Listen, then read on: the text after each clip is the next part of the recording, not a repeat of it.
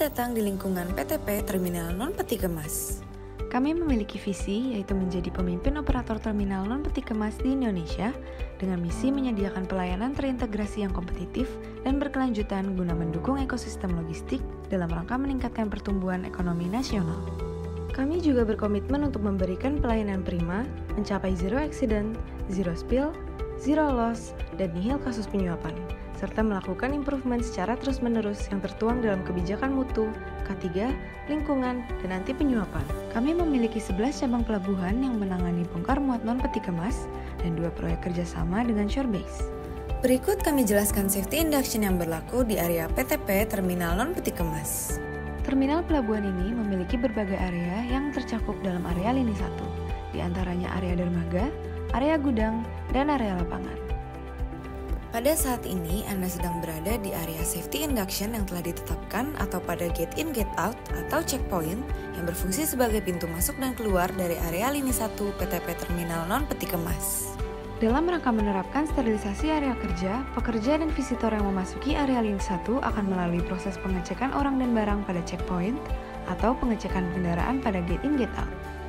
Untuk memasuki area lini 1, seluruh pekerja dan visitor diwajibkan untuk menyimak materi safety induction, dinyatakan sehat dan layak bekerja atau fit to work, serta menggunakan alat pelindung diri yang sesuai dengan kepentingan.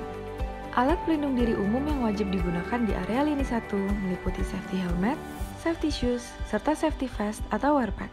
Selain itu, berikut terdapat alat pelindung diri khusus yang diperlukan untuk pengerjaan spesifik, seperti life jacket untuk pengerjaan di area dermaga, earplug untuk bekerja dengan kebisingan, SCBA untuk pengerjaan di confined space, safety harness untuk pengerjaan ketinggian, safety boots dan electrical gloves untuk pengerjaan kelistrikan, dan welding mask dan apron untuk pengerjaan pengelasan.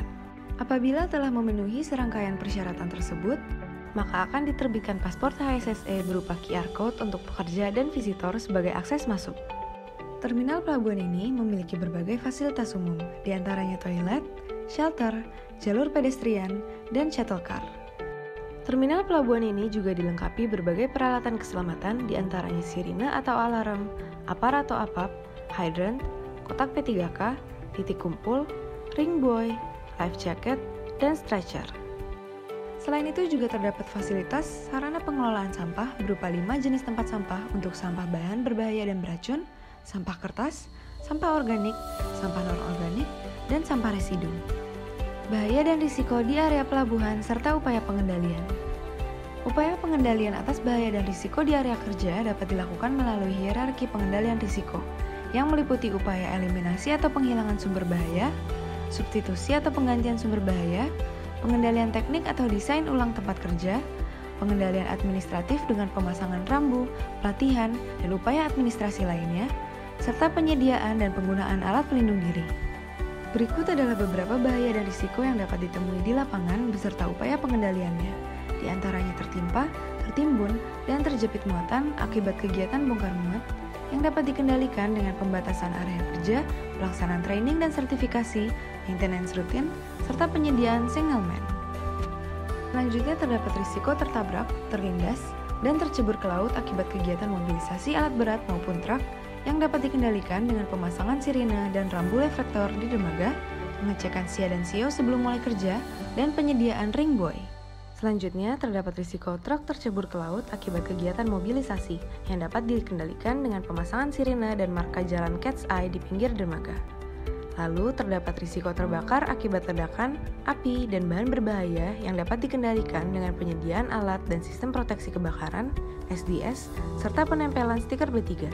Yang terakhir, terdapat risiko fatigue atau kelelahan yang dapat dikendalikan dengan pengaturan jam kerja dan penyediaan shelter untuk beristirahat. Berikut adalah sejumlah peraturan yang wajib dipatuhi selama berada di area lini 1 PTP Terminal Non-Peti Kemas. Ketika berada di area kerja, berjalanlah di area pedestrian yang telah disediakan atau gunakan fasilitas shuttle car untuk menuju ke area kerja. Beristirahatlah di shelter yang disediakan. Buanglah sampah pada tempatnya sesuai jenis tempat sampah. Parkirkan kendaraan di area yang ditentukan.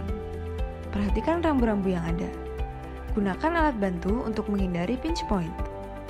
Kenakan APD yang sesuai dengan pengerjaan yang akan dilakukan, serta selalu berhati-hati dan fokus saat bekerja untuk menghindari kecelakaan. Sebelum memulai pekerjaan, seluruh pekerja wajib mengikuti safety briefing. Untuk pekerjaan bongkar muat atau pekerjaan rutin, wajib melakukan safety inspection meliputi kondisi alat bongkar muat, APD dan alat keselamatan, serta dokumen lisensi atau sertifikat yang dibutuhkan untuk pekerjaan tersebut. Berikut adalah dokumen yang wajib dimiliki sebelum memulai pengerjaan non-rutin, yaitu dokumen Job Safety Analysis dan Permit to Work. Dalam menangani bahan berbahaya dan beracun, gunakan APD yang sesuai dan selalu perhatikan SDS yang tersedia. Segera gunakan emergency shower dan eye wash yang tersedia apabila terpapar bahan berbahaya dan beracun. Berikut adalah sejumlah larangan yang berlaku di area lini 1 PTP Terminal Non-Peti Kemas. Dilarang beristirahat di bawah alat berat atau truk. Dilarang bekerja tidak sesuai dengan SOP. Dilarang beraktivitas di swing area, di sekitar alat berat yang sedang beroperasi, maupun di area blind spot. Dilarang mengabaikan dan melanggar rambu-rambu keselamatan dan lalu lintas di area kerja. Dilarang beristirahat, memancing, dan buang air sembarangan di area dermaga.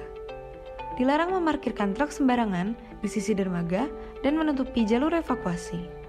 Tidak menggunakan APD yang sesuai, bekerja dalam kondisi tidak sehat, kelelahan, atau mengantuk, dan dilarang mengoperasikan alat berat tanpa izin dan sertifikat keterampilan yang sesuai. Dalam keadaan darurat, apabila terjadi kebakaran, gempa bumi, tsunami, ledakan, terorisme, dan demonstrasi atau huru-hara, jangan panik. Segera laporkan keadaan darurat kepada security atau tim tanggap darurat setempat. Berjalanlah dengan tenang mengikuti rambu jalur evakuasi dan segera menuju ke titik kumpul terdekat.